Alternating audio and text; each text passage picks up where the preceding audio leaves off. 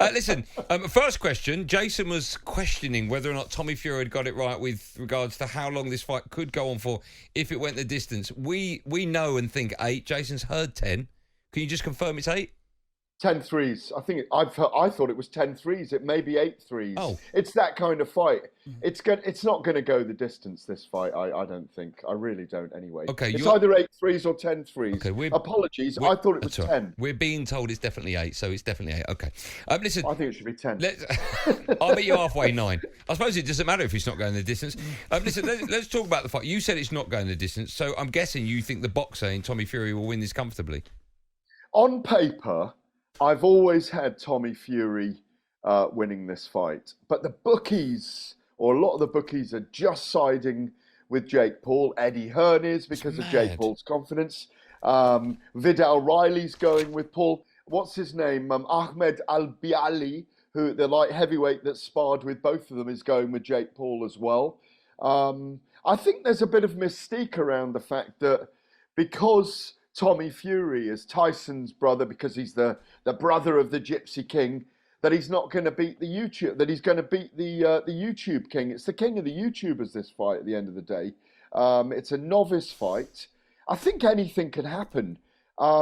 Jake Paul has definitely got a big dig on him. He's got the better record in some ways because he's put Anderson Silva down and he's knocked out Tyron Woodley. We don't know what Tommy would have done against those two. Maybe a similar thing, but the confidence of Jake Paul is off the charts, and boxing, not just the Fury family, is all leaning on Tommy on this fight. And it's going to come down to whether he can hold his nerve or not, guys. It really will be that.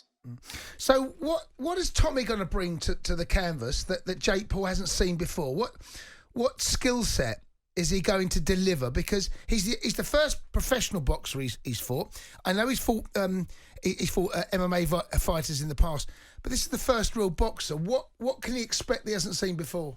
Well, I think you said it, in disguise there in a way. Look, he's fought MMA, UFC champions in Tyron Woodley, legends in Anderson Silva. He's knocked people around who knew nothing about boxing before. Obviously, he's 4 knockouts in 6 bouts. Tommy Fury is a boxer. He's a novice boxer. He falls in with his shots at times. He hasn't looked that great at times. He's got caught himself at times. I've been live at 3 of his 8 bouts. He's no massive star yet, and the jury's out on how good he's going to be.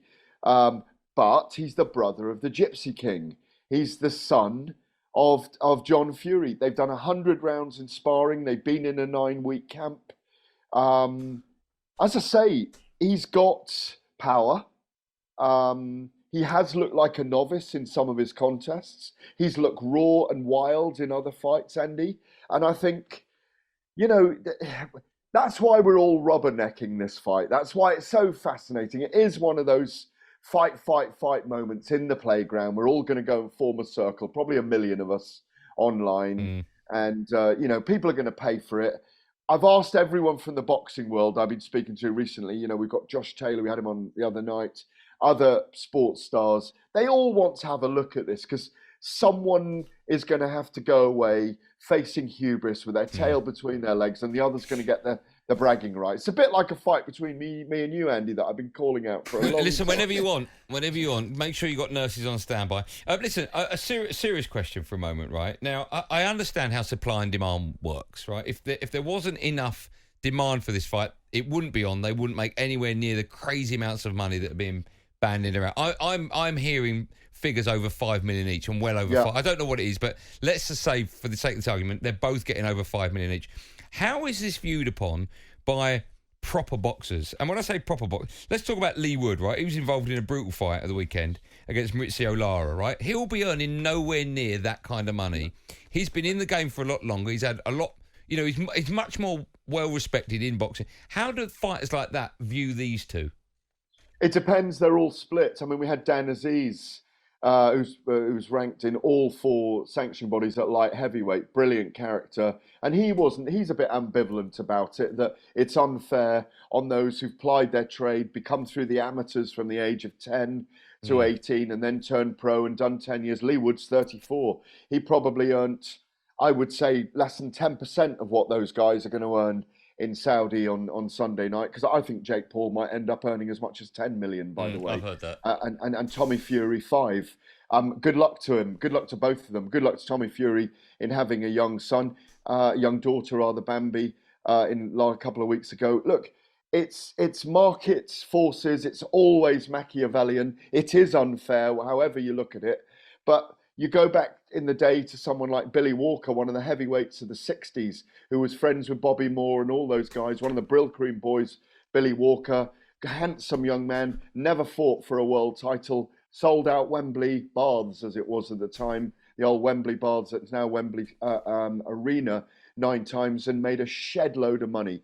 Places are offshore in the UK, been to his apartment on the edge of the Thames. It's all about popularity and X Factor. And both of these guys have got it because of Love Island and because of Jake Paul being a Disney kid and a massive star on YouTube. I'm glad he's brought his stuff with him and all his 25 million subscribers to boxing. He's the one out of all the influence so far who's really, I think, cracked the market properly and deserves to be fighting a proper boxer. But Tommy Fury, make no mistake about it, is not just defending his honour on Sunday night. He's defending the honour of boxing in a certain way as well. Okay, just quickly as well, thanks always for coming. Just quickly, because I'm massively over. What time's the ring walk? Do you know?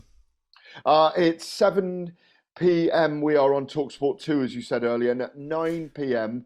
we go on to a big talkSPORT, to talkSPORT main platform. Yep. So the ring walks will be soon after that, I imagine, because they're 2 or 3 hours ahead. Okay, Gareth, you're a star. Thanks always for coming and enjoy the Pleasure, fight.